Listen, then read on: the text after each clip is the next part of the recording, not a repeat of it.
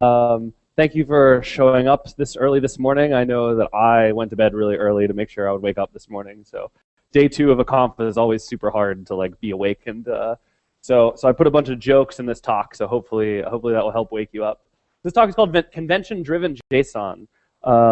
Real briefly before we start, I work for a company called Jumpstart Lab. We do Ruby and Rails training. So I know this is a lot of JavaScript people, but I can't go to all these conferences without my job, so if you need to level up at Ruby, give me a call. Okay, so what's the #1 killer of productivity for open source software and many software teams? Twitter is a good, that's totally true, but I think that is the ultimate killer is this, a bike shed. Now, if you said that doesn't look like a bike shed, you're part of the problem. I was looking into this morning because, again, I love bike shedding. If you've ever visited bikeshed.org, it changes color every time you load it, and that's like hilarious. But I went into Wikipedia because, as you know, bike shedding is actually called Parkinson's law of triviality. And this is the first sentence off of Wikipedia. So Parkinson's law of triviality, also known as bike shedding or the bike shed example. So like they can't even decide, they're bike shedding the name of the bike shedding principle at the beginning of the description. So that's kind of hilarious. Also, while preparing for this talk, I found this amazing resource for programmers. I'm going to switch out of Keynote and over to Firefox and show you. This is myshedplans.com, where you can purchase 12,000 different plans for bike sheds. And this is actually a long form sales page. My scrolling is not working this morning whatsoever. It's like, it goes on forever. And this is the best part. I was like, okay, I'm done looking at this, so I'm going to close the windows. So I hit Control W, and it's being slow. Let me close this tab. All right, so I try to close the tab, and it didn't do this. So earlier, apparently, whenever it's not on a projector, it actually pops up with some JavaScript and says, wait, I have an offer for you since you didn't actually buy the thing. Click stay on the page when the next page shows up. And it has like one of those JavaScript pop-downs that's like super spammy, right? And if you click the thing, it actually ends up selling you even more stuff. So it's just super ridiculous. So I thought that was hilarious. I wanted to share that with you this morning. So why is bike shedding such a problem for us? Well, basically, as programmers, we really like knobs, and we like turning those knobs, and we like having lots of knobs, right? And so the problem with this is that it encourages people to argue over trivial details, right? The point why it's called Parkinson's law of triviality is because bike shedding occurs because it is much, much easier to complain about the way that you're formatting the name of your variables than it is to, say, rewrite the core of your application. Therefore, when you get more and more people involved in a project, it is more and more likely that they will want to interact with the project and help out in some way, and it's easier to help in trivial ways than in substantial ways. And so we get into long arguments about trivial things.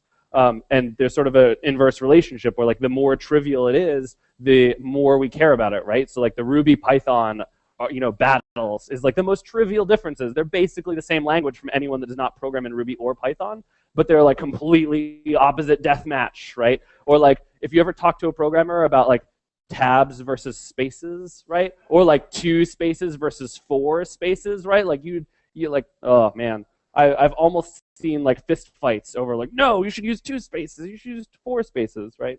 And this happens because we want customization and we want to be able to interact with our tools. So the problem though is this goes counter to things like user experience. So I don't know how many of you remember, I'm like a lifelong Apple person. I've been like following Apple forever. Does anyone remember the Motorola Rocker?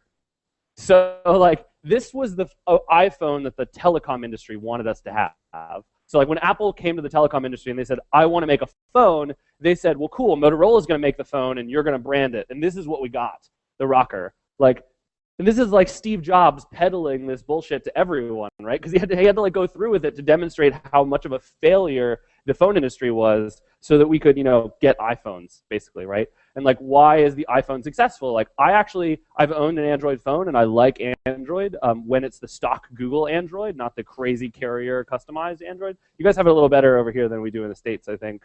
Or at least I like to pretend that that's true to preserve my sanity, that maybe somewhere in the world it's a little less terrible. But the thing about the phones is I don't want to hack my phone, I want to like tweet some stuff and maybe check my email, which is kind of funny in and of itself. But like, so the more options is actually worse for me as a phone user. There's like the Jitterbug, for example, by Samsung, is basically a phone for old people. And it has like a 0 through 9 and call, and that's it.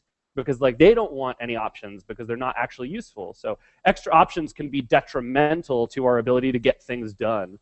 It's good to have customizable tools, but if we focus too much on the customizability and not on the building stuff, then we end up spending a lot of time, bike shedding instead of actually building productive things. So I want to talk to you about something that we all know and love, JSON.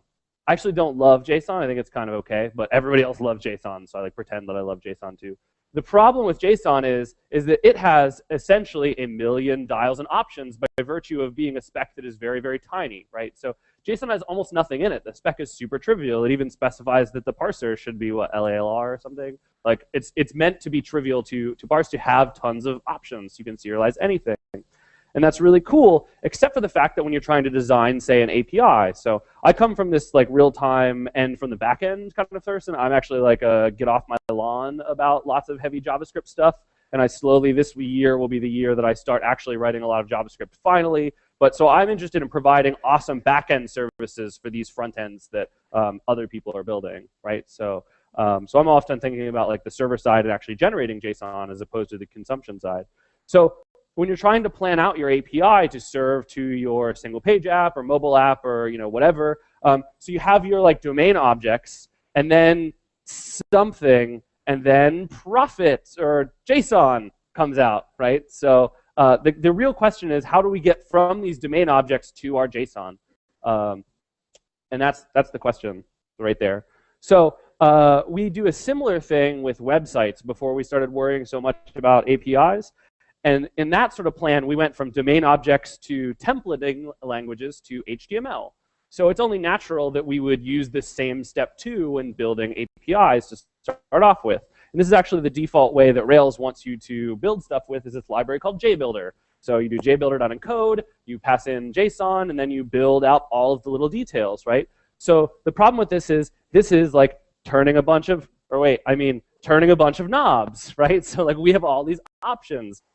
And it's completely ridiculous. I've been calling this lately like bespoke JSON, right? Or maybe like artisanal, handcrafted, farm-to-table JSON, because it's like completely and utterly ridiculous. And I was looking at this morning, and I was like, okay, messy hair, black glasses, my hoodie is American Apparel. Shit, it happens. One of the reasons I haven't moved to New York yet is because I love Brooklyn, and I hate myself for how much I love Brooklyn, right? Like, I'm like, oh, I could move to Flatbush. It's so great. It's like where I fit in. Why did Rails win years and years ago? Like, at this point, Rails is kind of boring, and it's boring because Rails won through like total dominance, and everyone has taken the lessons from Rails and incorporated them into their frameworks, right? So one of the questions that I get about Rails 4 all the time is like, why should I still care about Rails anymore? And that's only because Rails achieved such utter and total dominance over web frameworks that came before. And the reason that it did was because of this principle, convention over configuration, right? So this was the thing that saved us from all this stupid, mundane work that we had to do to build web applications before.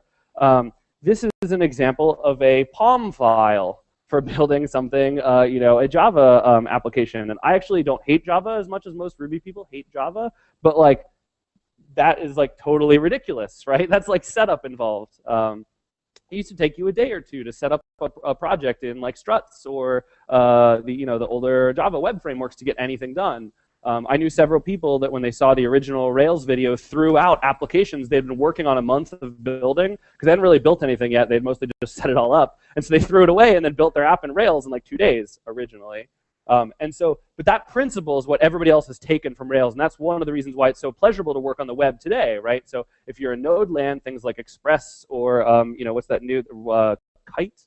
There's like a Rails standalone in Node, and like it takes the same lesson. There's tons of PHP web frameworks that take this lesson. So I don't want to say that this is Rails' success. Rails just popularized convention over configuration, and that's the actual thing that is like successful, and that is why I still program in Rails today, and why I love doing this stuff, because it gets rid of all the knobs. I just want to build a web application. I often don't care about a lot of the specific details, and it's a waste of my time to care about these specific details. So I happen to have a Ruby gem that was originally created by 2 of the Rails core team members, which was put into Rails and then reverted by David in favor of JBuilder. So we made it into a gem, and it's called Active Model Serializers. So I know that a lot of you are not Rubyists, but I would love to see that this library, this idea and compatible libraries appear in other languages, because it's not about Ruby, it's about conventions. I'll talk a little more about that in a moment. But basically, I totally made this website instead of API because I'm bad at copying and pasting. So now our API plan, instead of being objects and templates in HTML, is objects and serializers in HTML, or JSON, actually, not HTML. I actually like HTML for APIs. That's a whole other topic you can hear me rant about for the last year of talks I've been giving about hypermedia stuff. But it works for JSON too. So what does that look like? So instead of that ridiculous JBuilder shenanigans, you instead do this. So class message serializer, and if you had more space on your slide, you would make it inherit from active model serializers. And then you declare what attributes you want to be serialized, and you declare the relationship. So this is like a message. It has an author, and it may have additional comments. And then you just render JSON and pass in that object, and it knows how to look up that serializer, then use the things that you've defined in that serializer to spit out conventional driven JSON. So there is a connection between the JSON that is spit out, but it is not by hand. It is the fact that we have this general notion of the way the JSON comes out, and it is actually, since the point is conventions, that you shouldn't care. I'm not even going to show you what this JSON looks like, but you can probably imagine what it looks like. And this allows you to do lots of other things, but you can obviously read the README, so I'm not going to go through all the different options, but you can have virtual attributes, you can customize exactly the way that things are made, you can take advantage of the current user to determine things like permissions. There's all this different stuff, but this gives you convention rather than bespoke, handcrafted, artisan JSON. Now, one of the things that I'm doing is working really closely with Team Ember, which I actually really, really believe in quite a bit as far as like JavaScript-y frameworks go, to make this work really, really well with Ember. So we want to make it not Ember specific. We want to make it so that all of the JavaScript front-end libraries work well, right? But you sort of pick one thing and then generalize it from there. So I happen to be friends with Tom and Yehuda, so we are doing Ember support first, but I also want Backbone and everything else to use it as well. So basically the way that this works is, Rails talks to active model serializers, Ember talks to Ember data, active model serializers knows how to spit out the JSON that Ember data or whatever wants. Ember data is not production ready. This has been like lots and lots of drama over Ember in the last couple weeks, and that's because people, like literally the last blog post complaining about Ember data's stability said, I know that it says it's not for production use already, but we're using it in production, so why isn't it production ready already? And you're just like, oh my god. So Ember data is coming along, and I'm helping to work on that stuff so that we can make it a little more mature. But even if you leave Ember data out, this is sort of the eventual long-term plan, is that Rails knows how to spit out JSON through active model serializers. Ember knows how to consume this particular JSON via Ember data, and then everyone is super happy, and you can kill Rails and switch it out for Node if you want to. You could take out Ember and substitute in Angular if you hated yourself, or I mean, if you like Angular better than Ember. And so, like, the point is this genericness, this separation between components is what's really important, and this convention is what allows us to separate our components. So, not to get all super resty Roy Fielding on you, right? But the web is client server, disregarding what all the people will tell you in some of the areas of this real-time stuff that's going on, right? We still have clients and we still have servers, and they interact with each other, and this is the fundamental pattern of the way the web has worked. That's actually one of the reasons why I'm so interested in all this real-time stuff, is because it is building things that are not based on this paradigm, But I think that it's important that we recognize that we are building something that's fundamentally different. So like the real-time web is fundamentally different than the web that we had in the past on like a very significant level. Unfortunately, these talks are only supposed to be 20 minutes, and so I cannot wax opine about clients and servers and how these things change and how we're like reinventing the operating system inside the browser so that people don't have to install software. They just use it in their browser instead. But the point of this client and server separation, whenever you see any sort of diagram with boxes and lines, the lines are a place where you can swap out different components, right? Like this is a dependency that you can break to introduce other things. And so this separation allows us to swap out different server-side frameworks and still use the same client, right? So your web browser does not care if you wrote your server in Ruby or Java or Python or Node or whatever, because it spits out a format that is understood by that client. And your server does not care that your client is written in the JavaScript in the browser, or maybe a Ruby web client or a command line client or whatever. Doesn't care, because this separation between clients and servers allows us to swap out either one. So it works the same way with this JSON situation, whereas because we agree on a convention for our JSON, the production of that JSON and the consumption of that JSON, it doesn't matter what is producing and what is consuming, as long as they're on either side of that divide and we all agree about what's in the middle.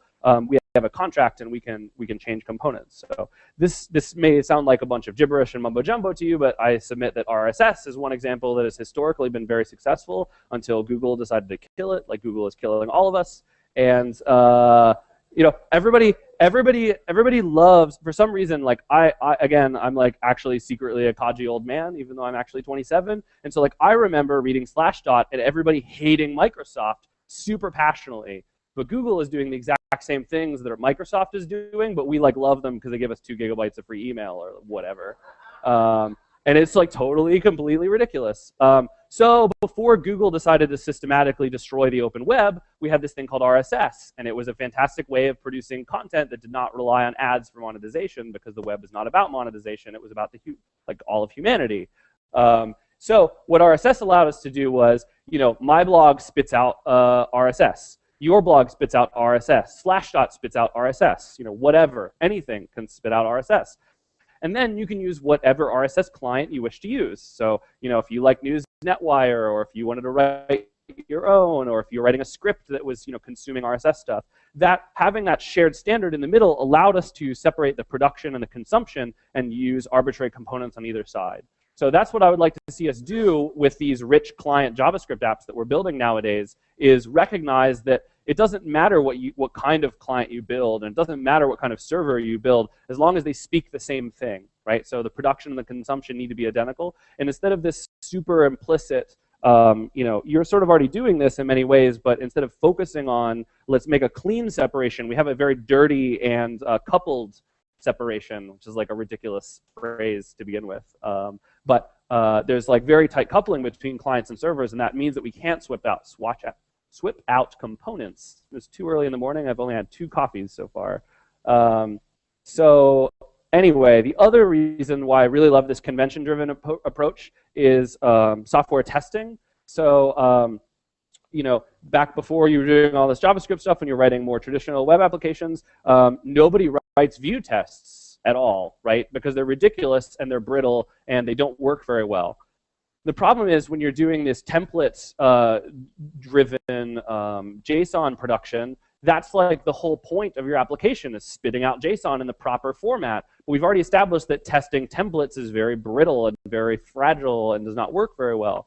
So with the serializer case, you actually have an object, and like, I watched Jurassic Park in 3D the other day to like fulfill, my childhood dreams. I wasn't allowed to watch it as a child because I was raised in like a very fundamentalist manner, and there was violence, so I couldn't see it. So I went and saw it the other day at midnight, and the little girl's like, "This is a Unix system. I know this." And I like cheered, right? So it's the same thing. Like, this is just objects. I know how to test objects. I can make sure that I'm spitting out the correct things that my API needs, because objects are much, much simpler to test than templates. So I also, as much as some days I hate OOP, at least I know it very well and know it very intimately, and so it's very easy for me to do this kind of testing. So that's the other great advantage I see over doing the serializer approach as opposed to the bespoke approach. So that is all I have for you today. So please consider, implementing some sort of convention-driven JSON in whatever language you would like to do. Like, we are all trying to build the web again, hopefully for humanity. So I don't care that you don't use Ruby. I love Rust lately, actually. I've been working on that a lot. But I think that this approach would be really nice. And once we decide how this, so one of the things that we've been doing, so like Discourse, for example, right, is a really big Ember application. So they're actually running Edge active model serializers in production, and we are sort of figuring out with Team Ember and Team Rails how all of this stuff should work. So it's still a little bit in the early stages of what the format is, especially. But once we nail it down, I actually want to write libraries in tons of languages that know how to spit out this conventional JSON so that we are able to all be happy and build software together and not argue about stupid, irrelevant details and waste everyone's time. So thank you very much for listening to me ramble this morning, and yeah.